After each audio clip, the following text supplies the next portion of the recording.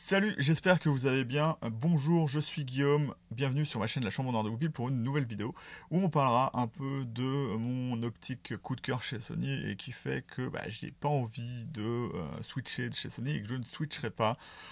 Donc c'était une petite réflexion que j'avais depuis que le R3 est sorti. Il y a beaucoup moins de différence en termes de ce que peuvent faire comment Sony et Canon maintenant, surtout en vidéo, et maintenant que le R3 aura une griffe multi-accessoires qui nous permettra de faire en sorte d'avoir un double XLR et d'avoir un signal digital. Donc pour rappel, pour avoir un son avec moins de bruit à l'intérieur, moins de souffle. Et du coup, voilà, on aura ça. Et donc ça fera une différence entre Canon et Sony qui n'existe plus.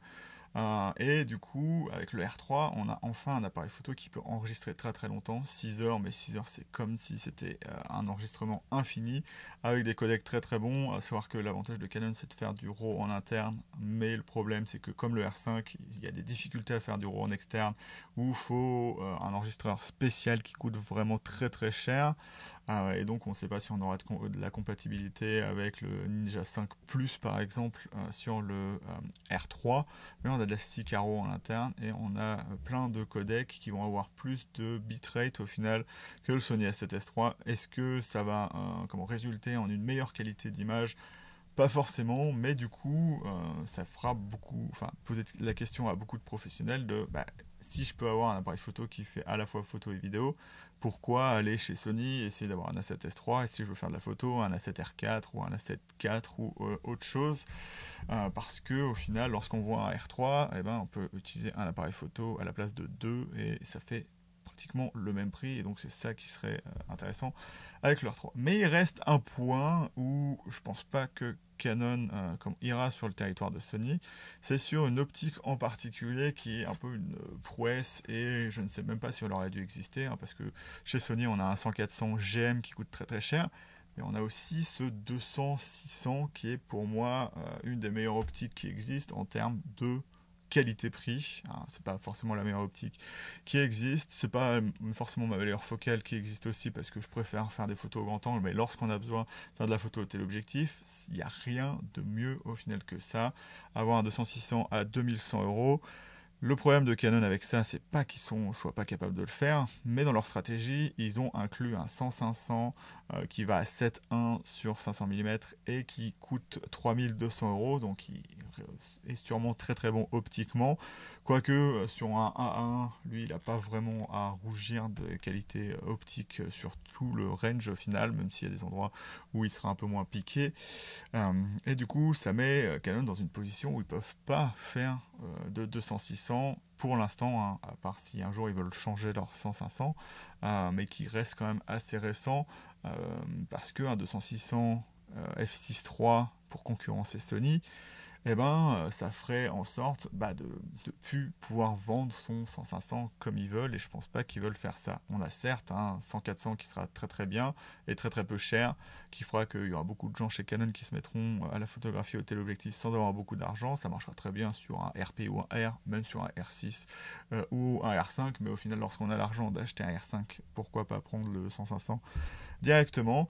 Mais du coup, c'est ma petite pépite, et donc pourquoi je ne fais pas une review tout de suite, c'est parce que j'utilise en photo et en vidéo cette optique sur sur un A7S III. Je vais faire tomber quelque chose là par terre. Sur un A7S III, je sais que beaucoup d'entre vous vont se dire que c'est pas suffisant pour tester cette optique. Ce qui est possible, donc j'attendrai pour faire vraiment une review optique, donc vraiment juste des tests optiques, parce que pour moi le test suffira pour tout le reste. Donc une mise à jour de cette vidéo là pour vraiment soit le tester sur un A7 IV ou un capteur plus défini. Pourquoi utiliser aussi ça sur un A7S III? Pourquoi j'ai choisi l'A7S III? C'est que parce que au-delà du fait de pouvoir faire de la très très bonne vidéo, pour moi c'est un des seuls appareils photo qui est capable de soutenir de la photo en rafale très très longtemps, donc très utile pour le type de photo que j'aime bien faire au téléobjectif, à savoir la photo d'avion à hélice, où on ne doit pas passer au-delà des 1/400e, et si par exemple on veut faire des filets d'hélice ou avoir l'arrière-plan flou, il faut passer au 1/60e de seconde, donc je vous ferai une vidéo plus spécifique là-dessus. Mais du coup, il faut avoir une très bonne rafale qui est capable de tenir très très longtemps. Donc on n'est qu'à 10 images par seconde en H+, mais le viseur reste, comment dire ça, très très facile à lire et l'appareil photo tient très très bien. Alors juste un truc à noter, hein, c'est que si vous êtes dans Adobe RVB, ça va un peu poutrer le buffer, enfin faire en sorte que le buffer marche beaucoup moins bien avec l'appareil photo. Il marche quand même correctement, mais au-delà de une rafale de 40 photos, donc 4 secondes de photos, voire un petit peu plus, et ben il va se mettre à avoir un petit peu plus de problèmes que si vous étiez en sRVB. Donc si vous ne savez pas la différence entre Adobe RVB et sRVB, sRVB ça correspond plus au domaine du Rec 709. Et le Adobe sRVB, c'est plus ce qu'on aurait avec une plage beaucoup plus étendue, comme du HDR BT 2020, ou du... Enfin voilà, ça correspond mieux au final pour étalonner du 14 bits, même si ça ne se voit pas forcément. Donc voilà. Le seul problème, c'est bien évidemment en impression, si vous n'êtes pas obligé d'avoir de la compatibilité complète. Voilà. Donc, mais maintenant, le Adobe RVB commence à plus ou moins être beaucoup plus simple à utiliser qu'avant. Commençons par les petits problèmes qu'on peut avoir avec l'optique et qui fait que beaucoup de gens lui préféreront le Sigma au final ou des choses dans le genre. C'est que, comme vous le voyez, l'optique est plutôt grande. Alors, c'est pas aussi grand qu'un 500 f4, qu'un 400 f2.8. Ça fait à peu près la taille d'un Canon EF 300 f2.8. En moins large bien évidemment, mais il y a beaucoup de gens qui vont se dire que c'est pas terrible d'utiliser ça en termes de taille, mais ça a un gros avantage parce que comme j'ai un A7S III, ça permet de faire de la vidéo. Donc j'ai quand même du travail à faire là-dessus pour pouvoir zoomer correctement. Mais lorsque vous zoomez avec ça, vous n'avez aucun problème d'optique qui change de poids au final. Et donc c'est beaucoup plus agréable à porter. Et du coup, on a aussi l'intérêt d'avoir un zoom qui se fait sur la bague en un quart. Donc en fait, si vous tenez bien l'appareil photo, vous pouvez passer de la plage de zoom de 200 à 600 très très rapidement et de manière très très précise, bien évidemment, si vous arrivez à faire ça correctement. Et c'est ça qui va être vraiment très très bien avec cette optique. L'autofocus marche parfaitement bien. Après, apparemment, il y a des exemplaires qui sont pas bons. Moi, j'ai eu aucun problème avec ça. Sur la 7S III, il y avait quelques petites faiblesses, mais je pense que c'est l'autofocus de la 7S III sur des choses vraiment très très loin, donc des petits oiseaux, des choses dans le genre. Mais comme toutes les optiques, il y a forcément des moments où on va avoir un petit peu de problème, notamment parce que nos appareils photo modernes sont capables de faire le focus sur des choses vraiment très très petites. Donc ça m'est arrivé soit que l'autofocus fasse sur les ondes de chaleur devant les avions, ou sur des petits insectes qui arrivent devant. Des fois, ça arrive. Et ça, c'est pas du tout la faute de l'objectif. Bien évidemment aussi, avant de condamner un objectif et de dire qu'il est pas bon, il faut bien regarder ses paramètres autofocus et suivant la situation, faire en sorte que ce soit correct.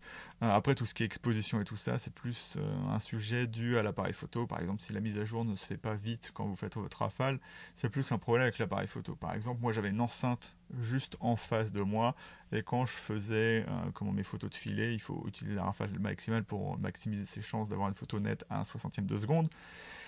Et lorsqu'on arrive devant l'enceinte, et comme c'est tout noir, et l'exposition se refait, et donc on peut avoir des photos un peu lavées, mais le A7S III expose assez rapidement. Je pense pas aussi vite que le A1, quoique ça reste les mêmes processeurs, mais bien évidemment, c'est pas un problème de l'objectif.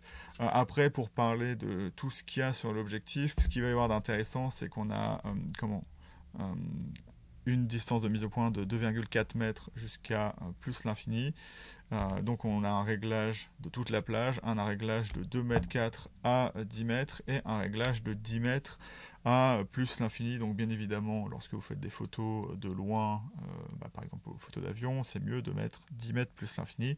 Ça maximisera vos chances d'avoir des photos nettes puisque bien évidemment la plage de mise au point sera réduite. On a bien évidemment une stabilisation là-dessus qui marche bien. Alors, c'est plus facile de voir les problèmes de stabilisation en vidéo qu'en photo, mais comme toutes les optiques, elle va être beaucoup plus, comment dire, la stabilisation marchera beaucoup mieux à 200 mm qu'à 600, c'est visible, hein. Les stabilisations marchent en général le mieux à 100 mm. Par exemple, les stabilisations Sony sont testées avec le 24-105 à 105 mm, donc le maximum que vous aurez, donc 5,5 stop.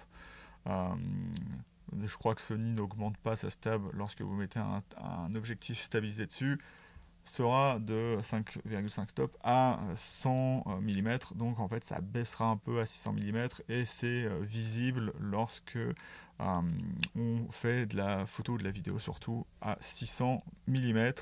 Lorsque vous faites de la photo, notamment de choses qui se baladent, je sais pas pourquoi je vous montre ça puisque vous le verrez pas puisque c'est dans le flou. Faites attention si vous avez des sujets qui bougent souvent à l'horizontale, la plupart du temps c'est ça en photo. Mettez le mode 2 en stabilisation. Par contre, lorsque vous êtes en vidéo, remettez-le en mode 1 puisque vous aurez souvent à fixer un endroit beaucoup plus longtemps et comme vous ne prenez pas des images fixes, il faut que la stabilisation soit le meilleur, le meilleur possible. Une autre chose à noter, la stabilisation active ne marche absolument pas correctement on va dire, lorsque elle marche, hein, mais elle marche pas comme vous le voulez, surtout au téléobjectif, lorsque vous voulez prendre un sujet en statique ou quelque chose à distance. Certes, sans la stabilisation active, vous aurez évidemment plus le mouvement de l'opérateur. Mais ce que ça va éviter, c'est les mouvements pas réalistes où la stabilisation se bloque à un endroit et dès qu'elle peut plus bloquer, en fait, elle va bouger et ça fait un mouvement pas très naturel. Donc la stabilisation active, pour moi, c'est plus à réserver au grand angle lorsque, par exemple, vous filmez ou que vous vous baladez, mais avoir très peu de mouvement sur un téléobjectif, c'est impossible que la stabilisation active marche correctement. Voilà.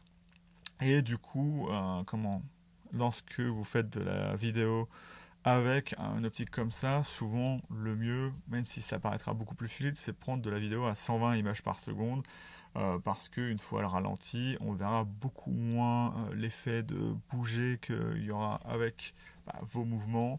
Donc c'est un petit moyen, si vous le diminuez par 2, il n'y aura pas forcément beaucoup de différence avec ce que vous êtes censé voir de base, puisque les avions sont par exemple loin ou les oiseaux sont loin. Donc c'est une petite technique, hein, le passer à 120 images par seconde, le remettre à 60 images par seconde, ça peut marcher correctement avec l'effet un petit peu plus fluide. Voilà. Mais voilà, c'est vraiment une très très bonne optique. Bien évidemment, je vous montrerai des exemples de ce que ça peut faire sur le A7S3, notamment le filet et les photos dans le ciel. Hein, à savoir que si on reste pas tout le temps à 60e de seconde, c'est que dans l'air, c'est impossible de réussir à faire des photos correctement. D'avions alors qu'on est en train d'essayer de les suivre, voilà, et même du coup des oiseaux. Donc vraiment réserver la 60e de seconde à des avions par exemple qui décollent. Voilà. Il y en a certains d'entre vous qui se plaindront certainement du fait d'avoir le collier de trépied. Donc j'en vois beaucoup enlever ça, mais est-ce que vous avez vu qu'il y a une technique assez simple, donc je ne vais pas vous la montrer là puisque j'ai juste à retourner l'objectif. Vous avez la bague de mise au point là, donc ce qui est utile en manuel lorsque vous prenez des trucs statiques surtout, où vous voulez reprendre le point à un endroit précis et remettre en autofocus après, puisque moi j'ai mon bouton custom qui sert à me mettre en manuel, c'est que le collier de trépied, vous avez juste à le retourner pour pas qu'il vous gêne. Et du coup moi c'est bien parce qu'en fait j'accroche ma sangle de l'autre côté, donc avant par exemple sur mon 300 mm. Comme j'avais pas les deux petites attaches de sangle, je mettais ça sur mon attache rapide Peak Design et puis voilà, je le tenais comme ça et c'est beaucoup plus pratique. Donc moi à l'usage, je mets le collier de trépied au-dessus, à moins bien évidemment que je le mette sur un trépied. Donc voilà, une petite technique, si vous avez des problèmes avec le collier de trépied, mettez-le dans l'autre sens et ça suffira. Et puis je préfère moi l'optique, l'esthétique de l'optique de ce côté-là. Après, du coup, j'ai pas grand-chose de plus à dire. L'optique est vraiment très très solide.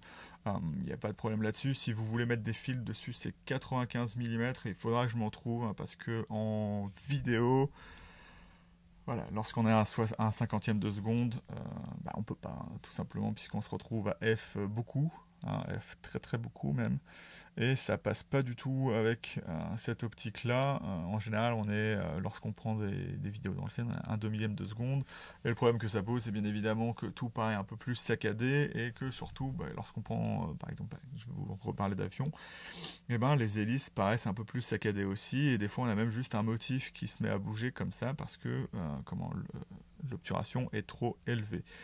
Donc voilà, si vous voulez faire de la vidéo avec ça, il faut prévoir un petit budget pour avoir un ND variable très très gros. C'est le seul petit désavantage que je vais devoir me trouver pour pouvoir travailler avec ça. Mais pour moi, c'est vraiment une très très bonne optique qui fait que je resterai de toute façon chez Sony quoi qu'il arrive. Hein, même si ce R3 m'a fait vouloir un petit peu vendre mon A7S3 et mon R6 pour lâcher, je me suis dit mais qu'est-ce que j'achèterais comme comment dire ça, optique pour aller avec. Et c'est vrai que c'est un peu cher le 100-500 pour perdre au final des choses par rapport à mon 200-600. Donc voilà, c'était une petite vidéo pas très rapide, et voilà. Donc j'espère que j'ai pas encore trop blablaté. Si vous avez aimé la vidéo, n'hésitez pas à mettre un like et n'hésitez pas à vous abonner aussi. Si vous avez des questions sur l'objectif, n'hésitez pas à les poser. Et puis moi je vais vous dire salut et à bientôt pour une nouvelle vidéo dans la chambre noire de Goupil.